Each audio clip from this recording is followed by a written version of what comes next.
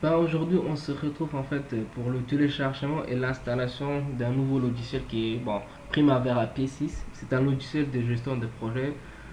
Dans un premier temps, on peut jeter un coup d'œil sur la page Wikipédia du logiciel. Donc, sur la page Wikipédia du logiciel, ce qui nous importe en fait, c'est juste pour vous montrer en fait les deux versions qui existent pour le logiciel. Donc, on a une version BPM. C'est la version qu'on va essayer de télécharger et d'installer. C'est la version Professional Project Management. Et une autre version qui porte plus sur le la gestion des portefeuilles. Donc, bon, nous, on va essayer de télécharger la première version. Donc, comme vous le savez, MS Project est le logiciel de référence dans tout ce qui est gestion des projets. Mais bon, vous pouvez aussi apprécier les comparaisons qui sont faites par pas mal de sites entre Primavera P6 et MS Project. Je vous mettrai des liens des trois sites que j'ai bien aimé, les comparaisons qu'ils ont émis en fait entre les deux logiciels. Je vais vous mettre aussi un lien de téléchargement sur la page de téléchargement du logiciel. Donc on va aller directement sur cette page déjà, la page, donc sur le site plutôt. C'est Oracle qui développe le logiciel, donc on va aller directement sur Oracle Software. Je vous mettrai les liens dans la description aussi.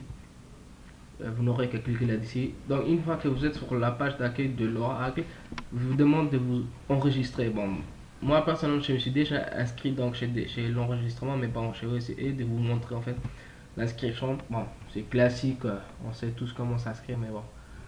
Donc création de compte, on va essayer de créer un compte. Bon, je ne vais pas prendre du temps à créer, je vais juste vous montrer euh, la table de formulation à remplir. Donc voilà, une fois que vous avez créé en fait, une fois que vous avez saisi les données, vous cliquez sur création de compte. Une fois que vous avez cliqué sur création de compte, vous aurez un message dans votre boîte mail. Généralement, pour pouvoir vous enregistrer sur le site de Oracle, sur le site d'Oracle, vous aurez bon, 24 heures en moyenne.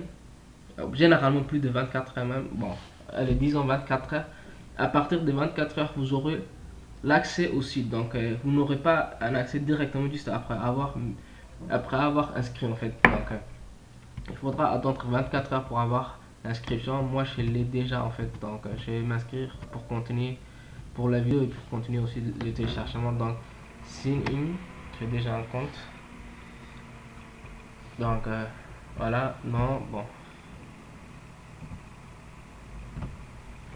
Voilà, donc voilà, je me suis enregistré là-dessus. Je suis connecté sur le site d'Oracle. Donc on va taper Primavera sur la barre de recherche Primavera P6. Voilà. Donc il y a bon déjà on voit Primavera Enterprise Project et Portfolio. Nous ce qui nous intéresse c'est l'autre là, la première version là, donc Professional Project Management. Donc on clique là-dessus. Voilà. Bon, on va prendre. En fait, il y a une différence entre le deux. Bon, ici, il y a DLP, c'est Download. Voilà, Download Package. Donc, on va prendre celle-ci.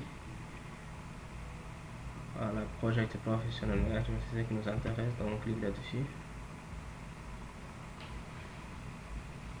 Voilà, Add to Cart.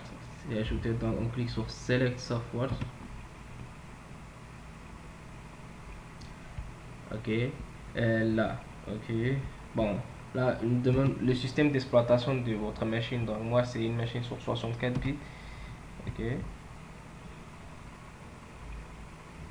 Voilà, je clique sur Continue.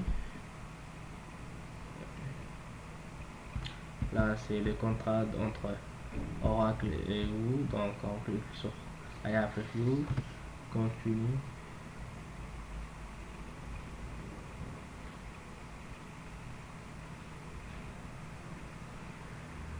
Voilà, donc il y a tous les documents qui seront téléchargés. Donc, vous aurez la base des données du logiciel, la partie intégration, le setup et un document, un fichier PDF là-dessus.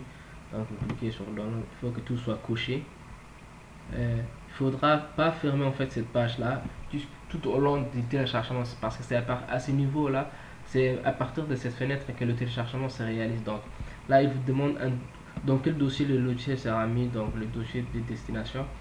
Bon, comme vous voyez, j'avais déjà créé, mais bon, je vais recréer un nouveau dossier, par exemple ici Prima P6 par exemple. ok, et je clique sur ok.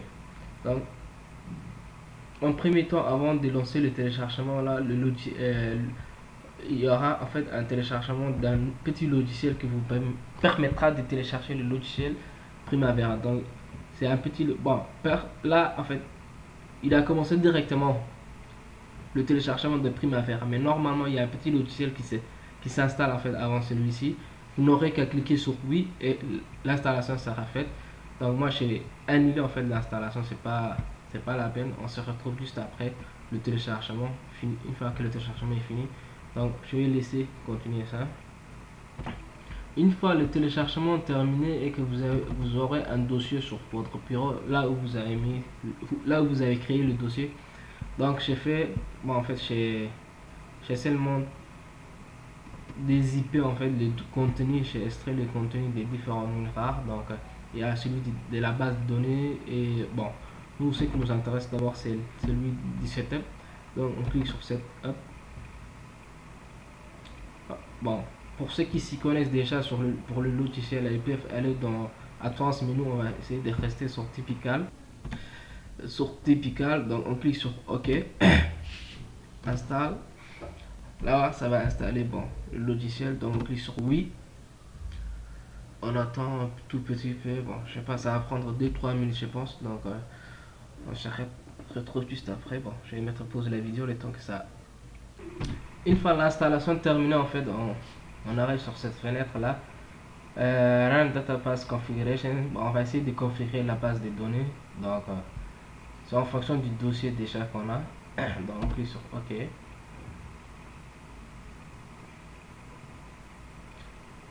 Là, on sélectionne le dernier, la P6 Pro Standalone SQLite. Donc, on sélectionne celui-ci. Bon, je m'excuse pour mon anglais. Là, on clique sur. On va essayer de cocher la deuxième, Added a new standalone, une nouvelle base de données plutôt. Next. Là, on va essayer de mettre un mot de passe et bon, un mot de passe. Donc, on va mettre admin, administrateur. Bon, moi aussi je vais mettre ici aussi admin. Bon, je peux copier ça aussi si vous voulez. Admin. Effacer ça et admin. Bon, admin aussi. Next. Ici, je vais décocher. Là, ce sera un dossier, un petit document qui sera créé bon, au niveau de mon disque dur. Donc, au niveau du document, on va voir ça après. Là, c'est bon. On clique sur Finish. Ça va prendre des secondes.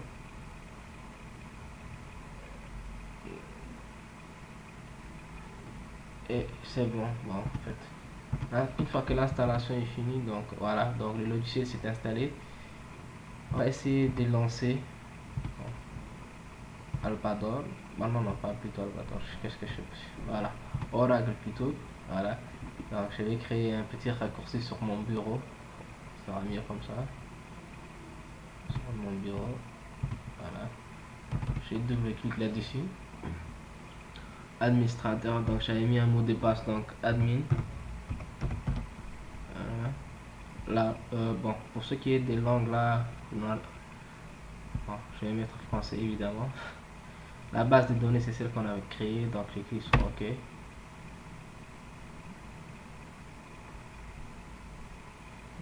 L'installation, bon, c'est fini.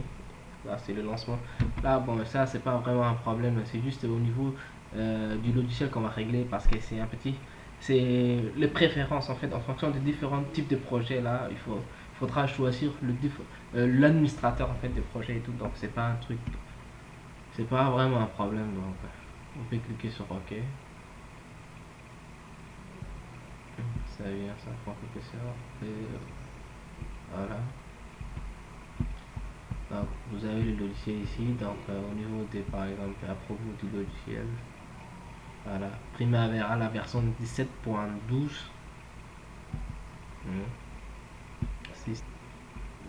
Voilà, c'est à ce niveau là, la préférence administrateur là, c'est le dernier avertissement qu'on vient de voir. Donc préférence administrateur. Donc c'est à ce niveau là, bon. Il n'y a rien. Bon. En fonction des différents projets, mais par calendrier, contact manager, tuto, etc. Donc le dernier petit message là que vous avez, bon, comme je disais, c'est en fonction du projet sur lequel vous travaillez. Si c'est un projet de construction, si c'est un... Bon, en fonction de différents projets, là, il n'y a rien qui est coché. Bon, moi, comme je suis dans le génie civil, là, je vais mettre ingénierie construction. Je vais fermer.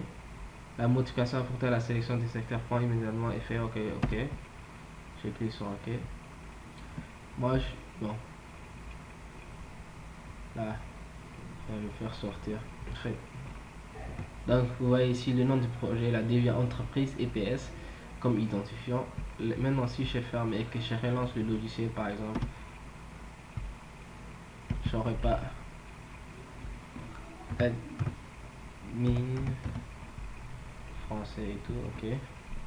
Là, j'aurais pas l'avertissement que j'avais en fait tout à l'heure. Donc, c'était pas vraiment un problème. Là, c'est juste un choix en fonction des projets sur lesquels vous travaillez. Donc, on est sur la fin de la vidéo. Il n'y a rien d'autre à ajouter là-dessus. Voilà. Donc, maintenant, on n'a pas eu le message, l'avertissement. Donc, c'est bon. Donc, je vous dis bon, à bientôt.